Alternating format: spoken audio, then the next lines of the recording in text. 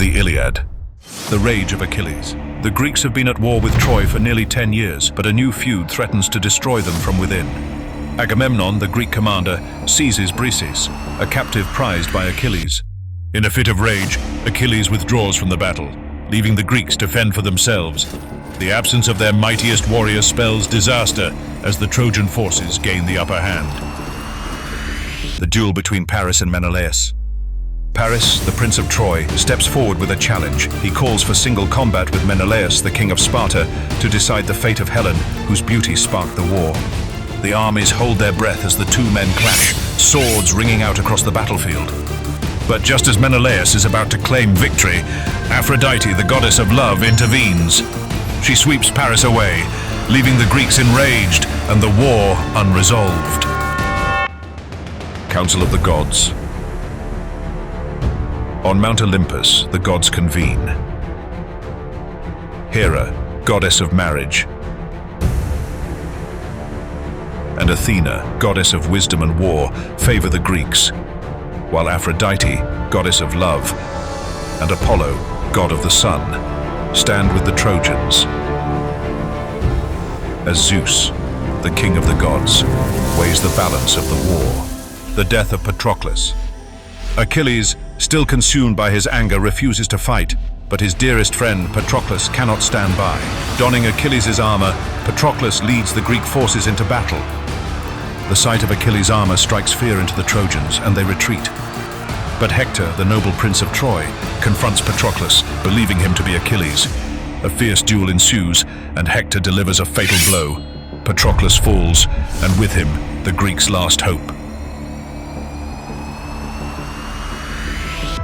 Achilles' Revenge.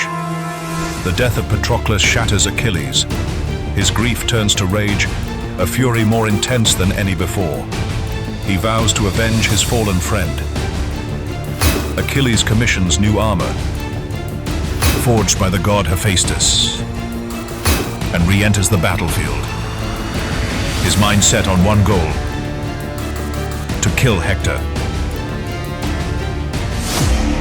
The two warriors meet outside the walls of Troy, and their duel is ferocious. Achilles is unstoppable, his wrath driving every strike. The Fall of Hector. Hector realizes his fate is sealed, but he cannot escape. Achilles chases him around the walls of Troy, relentless, driven by a thirst for vengeance. Finally, Achilles catches him. With a swift and merciless strike, Hector falls. But Achilles' fury is not satisfied. He ties Hector's body to his chariot and drags it through the dirt, a brutal display of triumph over his fallen enemy. Priam's Plea. As the Greeks celebrate, an old man approaches their camp under the cover of night. It is Priam, the king of Troy, come to beg for the body of his son, Hector. He enters Achilles' tent, and with trembling hands, he kisses the hands that killed his son.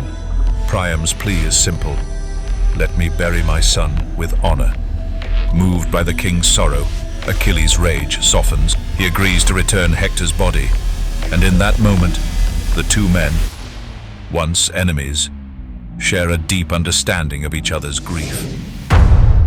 The Funeral of Hector. Hector's body is returned to Troy, where his family and the people of the city mourn their loss. A great funeral pyre is built, and as the flames rise, the city watches in sorrow. The Iliad closes with this haunting image of Hector's funeral, a moment of reflection and sorrow. But even as the smoke from the pyre rises into the sky, there is a sense of foreboding. The war is not over, and the doom of Troy is yet to come. The Iliad.